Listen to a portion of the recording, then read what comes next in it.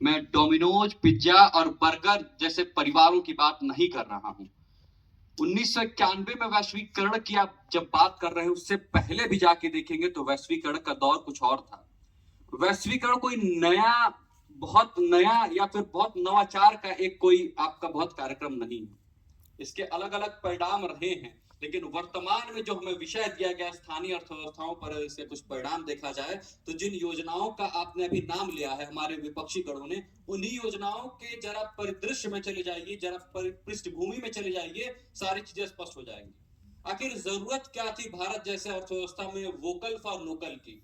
आखिर भारत जैसे अर्थव्यवस्था में क्या जरूरत थी जीआई टैग लाने की? 1999 में अगर आपने जीआई टैग लाया तो उसके पीछे की जरा पृष्ठभूमि को देखिएगा। मुझे ये भी याद आता है कि मेक इन इंडिया के नाम लेकर के आप बहुत ही इस पूरे सभागार को खुश करने में लगे हैं। साहब, आखिर क्या जरूरत थी मेक इन इंडिया की? जरा इस पर भी तो विचार करिए। सिर्फ इन्हीं बातों पर विचार करते हुए नहीं आगे चलते हैं। सभागार में उपस्थित महिलाओं की तरफ भी मुझे लगता है किसी ने बात नहीं की। मुझे याद आता है गांधी के देश में खड़े होकर के और महामना की बगिया में खड़े होकर के स्वदेशी उद्योग के विरोध में बात करेंगे तो मुझे लगता है महामना के साथ ही अन्याय होगा। मुझे यह भी लगता है कि सिलाई उद्योग भारत का एक प्रमुख उद्योग हुआ करता था। आज कहां है, किस स्थिति में है, मुझे लगता है इस पे कुछ कहने की जरूरत ही नहीं है। आज रेमंड और बहुत सारे बड़े ब्रांडों ने हमारे सिलाई उद्योग, बुनकर उद्योग को कहां रखकर खड़ा कर दिया है, इस पे कोई कुछ कहने की जरूरत नहीं है। जैसे आप आगे बढ़ेंगे, वैश्वीकरण के एक और प्रमुख प्रभाव समझ लीजिए। होता क्या है कि आज शहरों की तरफ जो हमारा फ्लो है वो बहुत ज्यादा बढ़ चुका है। शहर आखिर कितना रोजगार दे देंगे?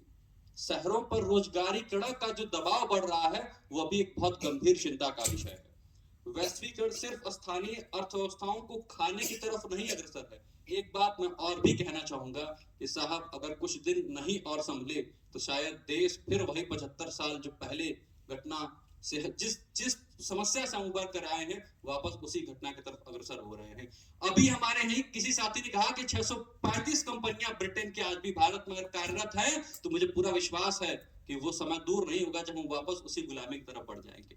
महामना ने अगर इसी विश्वविद्यालय में महिलाओं की शिक्षा से लेकर के अगर महिला महाविद्यालय स्थापित किया है, तो कृषि विज्ञान संस्थान भी स्थापित किया है। और इसी पे मैं कहना चाहूंगा कि कृषि की हालात आज क्या है, सबसे अधिक लोग अगर वहां आज व्यवसाय के रूप में कार्यरत है, तो उसकी कितनी देर हमारे अर्थव्यवस्था की तरफ ये भी सोचना चाहिए। और एक बहुत बड़ी समस्या, अर्थशास्त्र कोई विद्यार्थी होगा तो मेरी बात को बहुत पुरजोर समर्थन करेगा कि आज प्राथमिक क्षेत्र से जो तुरंत हमारा जो शिफ्ट बढ़ा है, जिसको हम कहते हैं कि प्राथमिक क्षेत्र में आज भी लोग हैं, और कहीं न कहीं जो दूसरा क्षेत्र सबसे आगे बढ़ रहा है वो तृतीय क्षेत्र है।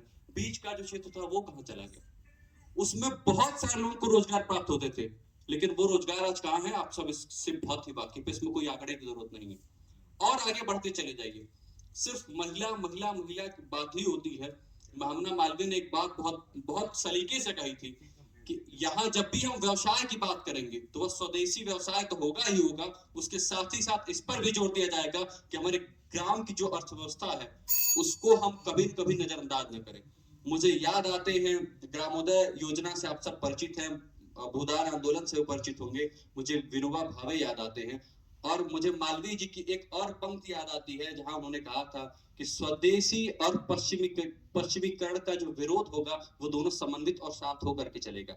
सिर्फ पश्चिमीकरण का विरोध करने से काम नहीं हो जाएगा। उन्होंने यह भी कहा था जो चीजें सही लगेंगी उनको समाहित भी करेंगे, और यही वजह रही कि उन्होंने इंजीनियरिंग कॉलेज की स्थापना भी की थी। ग्रामीण अर्थव्यवस्था या स्थानीय अर्थव्यवस्था पर सिर्फ इतना ही कह देना कि आज बहुत खराब स्थिति में, यही नहीं हो जाता है। मुझे बहुत ही आशंका है और मैं बहुत ही